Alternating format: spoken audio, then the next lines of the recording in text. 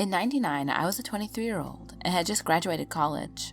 I wanted to become an actor, so I went to all sorts of auditions, including one for a professional theater called the Arrow Rock Lyceum. We rehearsed in a rehearsal hall for 1.5 weeks and then moved to the theater, where we began technical rehearsals. There were so many men in the show that we were put in what was traditionally the women's dressing room because it is slightly bigger. They were working on refurbishing the dressing room because of some sort of fire that had happened a few years ago. I didn't bother to ask if anyone had died in the fire because I assumed it was just an electrical fire. So one day I was using the restroom, and when I flushed the toilet I heard screaming. It sounds stupid, but I heard screaming. It sounded like my 8-year-old niece when she watches scary movies. I was spooked and asked one of the stagehands about it. He told me that in '94, some little girl had gotten trapped in that dressing room, in a fire, and she haunted the theater now. I thought he was crazy at first, but then I started seeing and hearing more things. Like when I was on stage, I looked up into the rafters and I could have sworn I saw a little girl watching us. Then one night I forgot my dorm key in the dressing room, so I called the stage manager and he let me into the theater. It was very dark, and I heard singing, cute little girls singing, but something about it didn't seem right. Then the props began to disappear right when they were needed on stage. Costumes were found ripped and stained. One night, a set piece almost crushed one of the main actresses. And one night, the power went out, and in the blackness, I heard the singing again, and it got very cold. I felt like someone was standing behind me and breathing on my neck. I spun around and reached into the darkness, but there was no one there. A child giggled. And at first I thought it was someone in the audience, but then I realized we were doing an adult play. There were no children in the audience. I started to research the little girl in the fire and came across a newspaper article from the day that she died. It talked about how a costume rack was found jamming the door, and one of the actors mysteriously left the night of the accident. Now I knew the ghost's name. Carolyn Brown. The article says that people think the fire was electrical, but the parents think it was arson. I believe it was arson and that she was murdered. Otherwise, why would she have come back to haunt the theater? When the show closed, I packed up and left Arrow Rock, never to return again. Since then, I have quit acting because of Carolyn Brown, and have become a math teacher. I have been dying to share my story, but have never found a place to until I stumbled upon this website. Please tell me what you think. Have any of you ever been to Arrow Rock, Missouri, and seen familiar things? I am Bill Brown, and I am the tech manager, lead investigator, and data analyst for Full Moon Paranormal Society. We are a small group of investigators who have been either present or past employees of Six Flags St. Louis. I should mention that Six Flags St. Louis and its management are not in any way responsible for anything said on the website or in this article. We believe there are at least 5 ghosts at the Six Flags. We think we know what their names are, but since Six Flags doesn't want us using their names. We think we know what their names are, but Six Flags does not want us using their names. Since I like my job, I will honor their wishes and avoid using their names, except for Bob, the Pigman, who has been featured in the annual October Fright Fest. For years, people have said the lady of the theater's name is Stella. I can tell you that the lady in the theater is not named Stella. The lady of the theater is most seen at the Empire Theater, but has been seen at the Palace Theater and in the courtyard behind the palace. She was seen one night by 2 security officers as she was walking across the courtyard and up the stairs to the door of the security office where she disappeared. There's also a male ghost seen and heard in the same areas as the lady. He seems to be angry all the time, whereas she is friendly and has been known to talk to people, unless you call her Stella. She has been known to get quite angry when she is called Stella. We think we know why that is, but because of Six Flag policy, we must let the subject go. The little girl, we call the little girl of Arbroath. These arbors are located between Thunder River and the Colossus Ferris wheel. She's been heard giggling throughout the park, but most sightings have been in the arbors after closing time. She's about 8 to 10 years old, wearing a yellow dress with white puffy sleeves. We think she's the one who left muddy footprints near the Ranger Pilot's kiddie ride in 2009. We also think that the day after leaving the footprints, she intervened and saved a baby from possible serious injury. I'm going to attach one of the photos of the footprints. The fourth known ghost is the one haunting the mine train roller coaster. Last year, while there were only operators present and the power was turned off, the loading gates opened and then closed. We'd been talking about the ghost just prior to the incident. We try not to say bad things about the ghost because she's been known to cause shutdown of the ride when she has been angered. The fifth known ghost is Bob the Pigman. He's supposed to be the pig farmer that owned the property before Six Flags was built. He and his pigs have mostly been heard on the back roads in the park. He was blamed for some equipment damage when the Boss roller coaster was being built. For some reason, he was not happy about the new construction. Sometimes, some of the ghosts can be a pain in the butt, but none of the ghosts have ever done anything to harm a guest or an employee. I feel good when I am operating the kiddie rides because I believe that little girl is helping keep the children safe.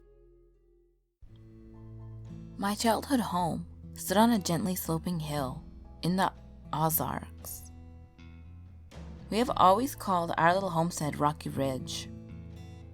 It was once a cabin which had been built onto over the years, belonging to my great-grandparents. Before them, I don't know who lived there. My knowledge doesn't go back that far. When we moved in, the house was in terrible disrepair. My bedroom, which was part of the original cabin, had a wall which you could literally push out and see the ground outside. The living room floor was rotting. I will try to condense these stories, as there are so many. Now that I really think about it, most of the stranger things began happening when my stepfather decided to put in a new floor in the living room. We tore out the old floor fairly easily, and underneath were these enormous logs, with the bark still intact. I was amazed at this kind of carpentry and craftsmanship. They were so big and still in fairly good shape. So we just left them and reinforced the foundation with 2x4s. I think it was that we found out on the ground under the floor that is important. There is a shoebox with ladies' shoes still inside. Though they were dirty and rotten, you can see that they were a mid-heel shoe with strap across the top, and they were long. I don't even know how old they were. There was also a little square tin, which was a rusty red color, and it had marbles inside. There were miscellaneous little things too, a buckle, some very long nails, scraps of newspaper, and some glass bottles, a few with lids and corks. Most of the stuff we left alone. Mom threw the old shoes away, and the newspapers were thrown out too. She kept the marbles. For as long as I can remember, Mom has collected marbles. She will find one while digging in the garden or just odd random places, so she puts them in a big mason jar, which sits on the kitchen windowsill. After the floor was replaced, my room was completely renovated and everything was put back in proper order. There were little disruptions. One morning, we were in a rush to get to church and I couldn't find my curling iron anywhere, even though it never moved from the shelf I left it in on the bathroom. I was starting to get annoyed and I was whining. I opened the refrigerator to get something, and there sat my curling iron, the cord wrapped neatly around it. One day I came home from school to find my mom repeatedly slamming the front door. There was this painting, one of a kind as far as I know, that hung for a long time on the kitchen wall facing south. It was a painting of a tree in a meadow, with a barrel of apples beneath it, some of the apples spilling out onto the ground. It was in a very old wooden frame with a wire hanger.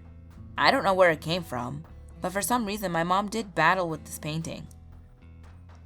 Every morning she would wake to find it hanging extremely crooked on the wall, almost sideways.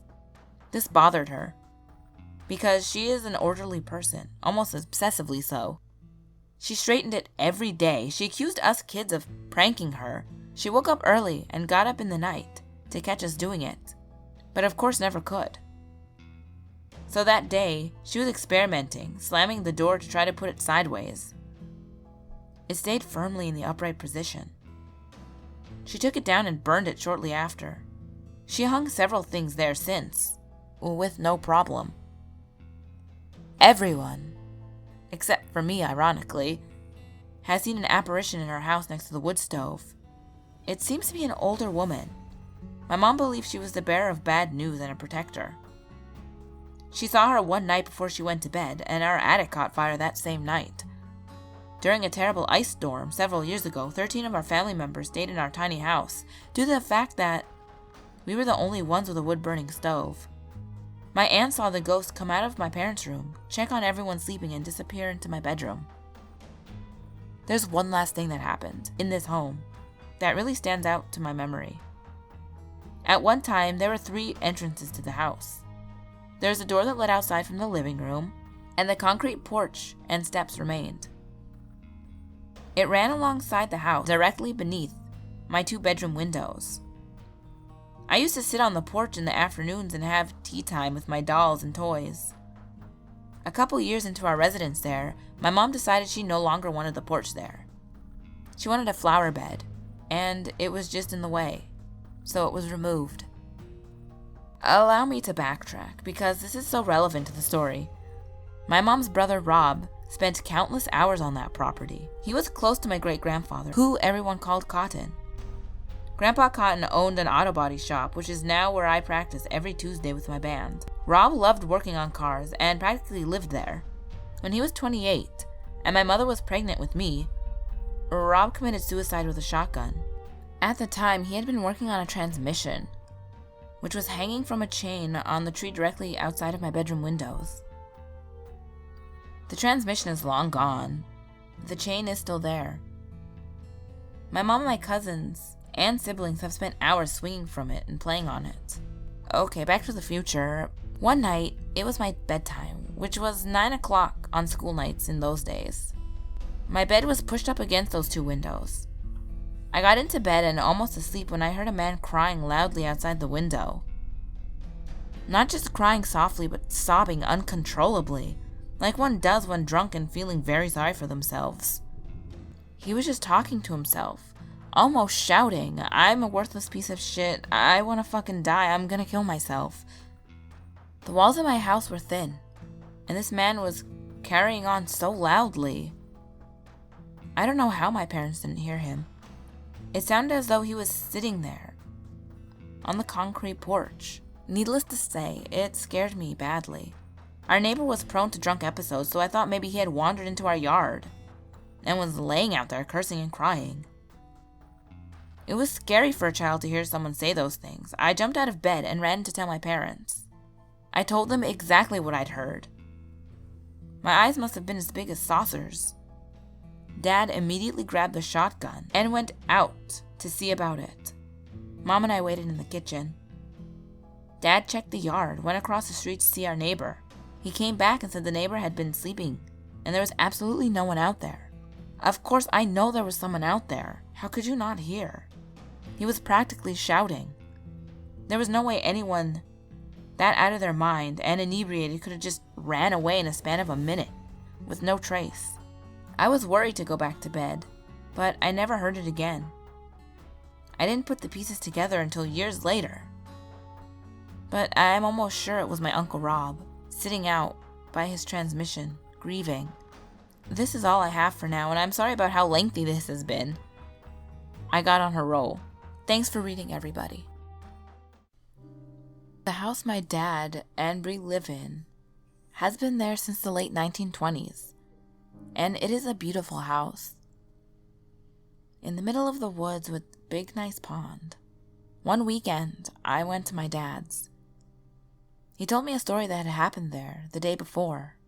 He was upstairs on the computer at home alone. Phoebe, our dog, started to bark at the door. My dad looked out the window. No one was coming down the road. Dad went upstairs and she was still barking at the door. He looked out, but there was no one to bark at. He went back upstairs to continue playing his game when he heard heavy footsteps going up the stairs. He turned and no one was there. He jumped out of his chair and looked around, but no one was in sight. I was freaked out by the story. That next weekend, I had a friend over. I told Tara that the house was haunted. She didn't believe me. We watched the Texas Chainsaw Massacre that night, so we were already scared. I said, let's go to bed. Then we heard the faucet outside turn on and the water running. We looked out the window, but no one was there. It did it again and again. Then the pool balls upstairs were rolling as if someone was playing pool. We went up, but there was no one up there. And she said, Whitney, I believe you now. That next morning, the pictures and paintings and frames were turned sideways. We ended up moving from that house. My fiance and I spent the night at Lemp Mansion, of all days, on Friday the 13th. I've always never really believed in ghost stories and shows on TV, but after my night's stay, I would have to say I'm a little more curious. We were on the top of the main staircase when we saw the rug on the wall move, so I went over to see whether it was air from the vent or if it was a ghost. So I blew on the rug to see how it would react to a little air movement. As I'm blowing on it, the light at the top of the stairs began to flicker and stopped once I stopped blowing. My fiance started recording, asking if the lady in the picture behind her didn't like me messing with the rug. At the end of the recording, you can clearly hear a voice say, "No, I'm right behind you." It still gives me chills. I partially amplified the sound to clearly hear, "I am right behind you." After we took a stroll around the house to see if we could get any more recordings, we went straight down to the cellar. I figured it would be the best place to capture something. Although we got no useful audio, I have to say that the moment my foot landed on the bottom of the stairs, the hair on the back of my neck stood straight up. It's hard to say if it was energy or whatever these paranormal investigators call it, but it was definitely an overwhelming feeling. I think my fiance and I are going to visit a few more places to see if we can't make a true believer out of me. I hope you ghouls like the Missouri ghost stories. There were so many to choose from, honestly, so I'm not going to lie, honestly, I picked a bunch at random. I read through them and they all seemed like good stories, so I narrated them. Also, keep a lookout for a new episode, or a new part, rather, of Shadows of the Damned gameplay.